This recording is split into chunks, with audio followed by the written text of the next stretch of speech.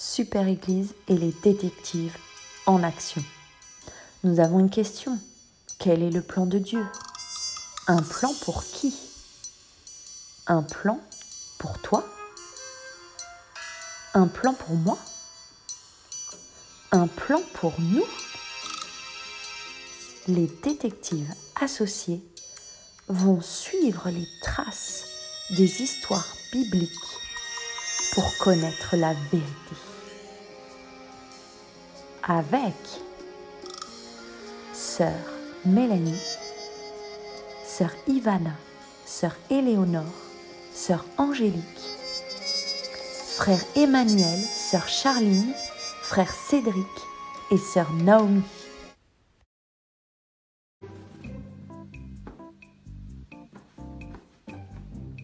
Oula! Qu'est-ce qui se passe? Tu n'as pas dormi cette nuit? Je suis extrêmement fatiguée. Est-ce qu'on peut pas remettre l'épreuve d'aujourd'hui à demain? Ah non! Un détective ne reporte jamais une épreuve au lendemain. Bon, d'accord. Je me motive. Très bien. Aujourd'hui, je vais tester ta capacité à résoudre un problème. Tu vas devoir reconstituer ce puzzle les yeux bandés. Ok. C'est parti. Oh là là, mais ça m'a bien l'air compliqué tout ça. Hé! T'as pas un conseil à me donner? Si, commence par les coins. Ok.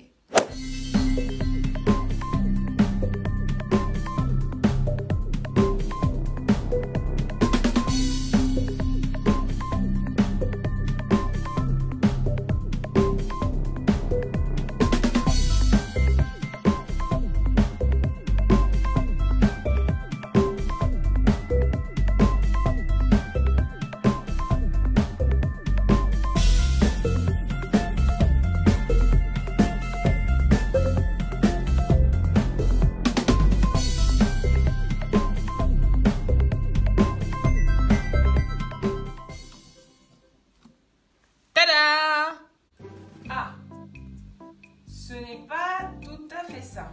Mais bon, c'est pas mal pour un début.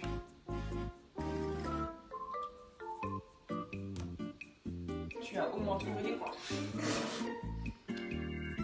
Je ferai mieux la prochaine fois. Une journée où j'aurai bien mieux dormi la veille. Oui, j'en suis persuadée.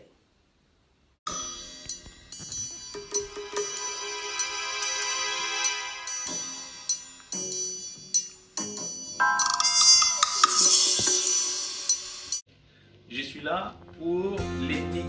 Je vous propose de se rappeler un peu de l'énigme de la fois dernière. La fois dernière, l'énigme était « Je suis à l'abri, mais toujours mouillé ».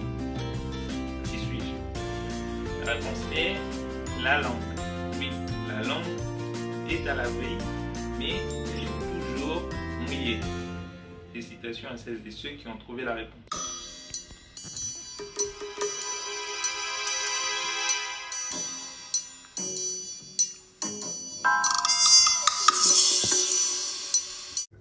Salut, je suis là pour le verset. Aujourd'hui, comme détective, on m'a donné le verset qui est codé et ma mission est de réécrire tout ce qui est en lettres, en chiffres et tout ce qui est en chiffres, en lettres. On m'a donné quelques minutes pour le faire.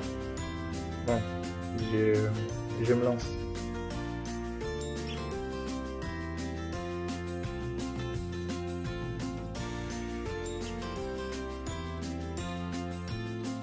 Pour le faire. Bon, je me lance.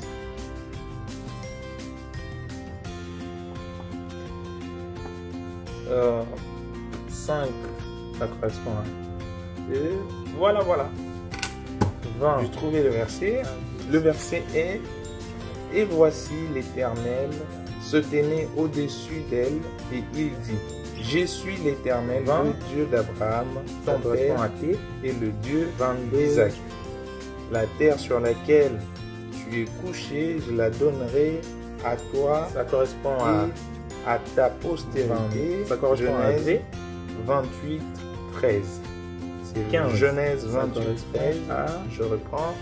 Et voici l'Éternel se tenait au-dessus d'elle, et il dit, je suis l'Éternel, le Dieu d'Abraham, ton père, et le Dieu d'Isaac. La terre sur laquelle tu es couché, je la donnerai à toi et en ta postérité. Genèse 28, 13. Je vous invite à relire sur vos Bibles. Genèse 28, 13.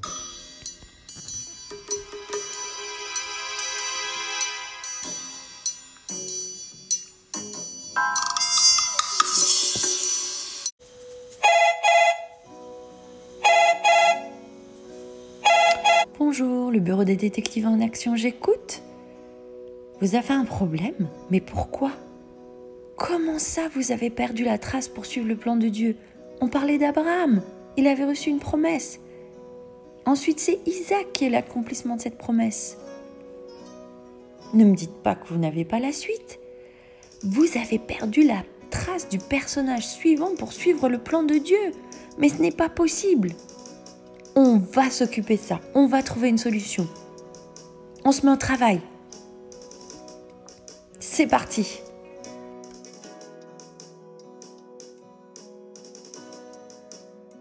Au travail. Alors, regardons sur Abraham. Il a reçu l'accomplissement de sa promesse avec la naissance d'Isaac. Isaac a eu 2 fils, Ésaü et Jacob. Mais laissez-moi vous dire que je ne vais pas suivre la trace d'Ésaü, mais plutôt celle de Jacob. Ça m'a l'air très très intéressant. Faites-moi confiance. Alors, regardons sur Jacob. Oh, bizarre. Très surprenant d'ailleurs. Jacob a réussi à obtenir le droit d'aînesse de son frère en échange d'un plat de lentilles parce que celui-ci mourait de faim et il a accepté de vendre son droit d'aînesse. Quel rusé ce Jacob! Il s'est passé autre chose dans la vie de Jacob. Il a volé la bénédiction de son frère Ésaü. Oui, il s'est fait passer pour lui auprès de son père et a ainsi obtenu la bénédiction qui était réservée au fils aîné. Encore une fois, Jacob a été plein de ruses. Oh, mais à la suite de ça, ça ne s'est pas bien passé pour lui. Son frère Ésaü désirait le voir mourir, désirait le tuer à cause de tout ce qu'il lui avait volé, le droit d'aînesse et aussi sa bénédiction. Faisons un point. Jacob, son nom signifiait usurpateur. Ça veut dire qu'il prenait les choses qui ne lui appartenaient pas. Il a eu le droit d'aînesse de son frère par ruse et il a aussi volé avec ruse la bénédiction d'Ésaü. Et cela ne s'est pas bien terminé pour lui parce qu'Ésaü souhaitait le voir mourir. Il a dû s'enfuir très très loin de son frère. Mais je ne comprends pas. Je me suis sûrement trompée. Est-ce que je suis vraiment sur la bonne piste pour trouver le plan de Dieu? Il faut que nous continuions à chercher dans la Bible, dans la parole de Dieu. Continuons à regarder l'histoire de Jacob. Jacob, alors qu'il a dû s'enfuir pour aller chez son oncle Laban et échapper à son frère, a eu une vision où Dieu lui parlait et lui donnait la même promesse qu'Abraham avait reçue. Il serait son Dieu, il ne l'abandonnerait pas et il ferait de lui une grande nation. Il a reçu la même promesse qu'Abraham. Ce qu'il a fait Jacob, c'est qu'il a fait un autel pour pouvoir prier Dieu et s'engager à être fidèle, à le servir. Et il s'est alors rendu chez son oncle Laban. Que s'est-il passé ensuite pour Jacob? Il a passé 14 années chez son oncle Laban. Et pendant ces 14 années, il a pu avoir une grande famille avec de nombreux enfants. Il a également eu un très très grand troupeau. Il possédait beaucoup de biens. Dieu parla à Jacob et lui demanda de retourner dans son pays. Maintenant qu'il avait une grande famille, qu'il possédait un troupeau très important, le Seigneur lui demande de rentrer chez lui. Et Jacob obéit à ce que Dieu lui demanda. Un seul petit détail n'allait pas pour Jacob. il allait à nouveau se retrouver face à face avec Ésaü. Oh là là, quelle inquiétude pour lui. Il s'est dit, c'est sûr, il va me tuer, il va faire du mal à ma famille. J'ai peur. Comment puis-je faire? Jacob décida à nouveau de parler à Dieu, de ne pas laisser Dieu tranquille jusqu'à ce qu'il obtienne une bénédiction. Et c'est ce qui s'est passé pour lui. Au moment de revoir Ésaü, tout s'est bien passé. Son frère lui avait pardonné. Et laissez-moi vous dire que oui, Dieu avait un plan pour Jacob, qu'il retourne dans son pays. Peut-être qu'Ésaü lui pardonne, c'est certain, mais le plan de Dieu va au-delà. D'Abraham, il y a eu Isaac. Après Isaac, c'est Jacob. Et vous savez ce qui se passe après Jacob? Jacob a eu 12 fils qui sont devenus les 12 tribus d'Israël. Oh là là les enfants, j'ai hâte, mais vraiment hâte d'en savoir plus sur le plan de Dieu. Qu'est-ce que Dieu a prévu? Quel est son plan pour nous? Parce que oui, Dieu avait un plan pour Abraham, un plan pour Isaac, un plan pour Jacob, mais tout cela pour avoir un plan pour nous. Et il me tarde de connaître la suite de ce plan.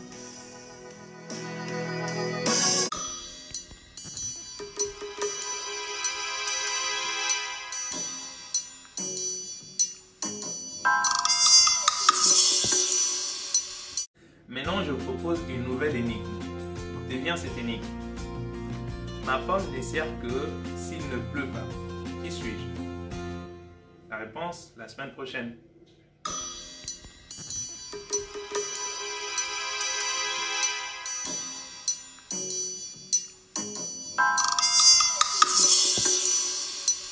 Concernant l'histoire de Jacob que nous venons de voir, Jacob a fait beaucoup de choses par lui-même et il y a eu des conséquences.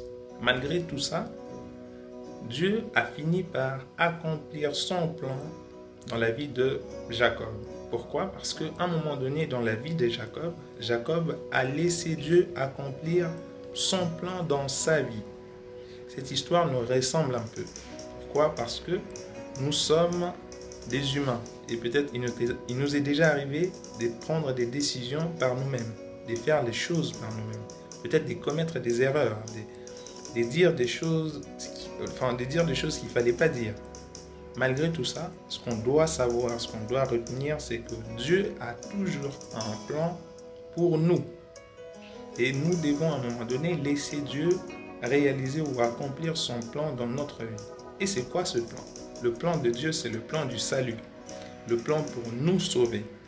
Et je me permets de vous rappeler les 5 étapes du plan de salut. La première étape, c'est la foi. La foi en Jésus, croire que Jésus existe, croire que Jésus est Dieu. La deuxième étape, c'est la repentance. La repentance, c'est lorsque on demande pardon à Dieu. On dit, Seigneur Jésus, pardonne-nous de nos péchés, de tout ce qu'on a fait. La troisième étape, c'est le baptême d'eau par immersion au nom de Jésus-Christ. Immersion, ça signifie être complètement plongé dans l'eau. Et lorsqu'on est plongé dans l'eau, on invoque le nom de Jésus sur nous. La quatrième étape, c'est le baptême du Saint-Esprit. Avec évidence du parler en langue. Lorsqu'on arrive à parler une langue qu'on n'a pas apprise à l'école, par exemple, ou à la maison. Et la cinquième étape, c'est la vie de sainteté. La vie de sainteté, c'est une vie sans péché. Vivre pour Dieu sans pour autant pécher. Et c'est possible. Pour finir, je dirais, comme Jacob, Dieu a vraiment un plan pour nous et il veut le réaliser. C'est pourquoi je vous propose de faire comme moi. On va prier. Je vous invite à fermer les yeux comme moi. Seigneur Jésus, nous te disons merci. Merci pour la leçon que tu viens de nous apprendre dans l'histoire de Jacob. Seigneur Jésus, ce que nous te prions, nous voulons que tu nous aides. Aide-nous à te laisser faire, à te laisser réaliser ton plan dans nos vies.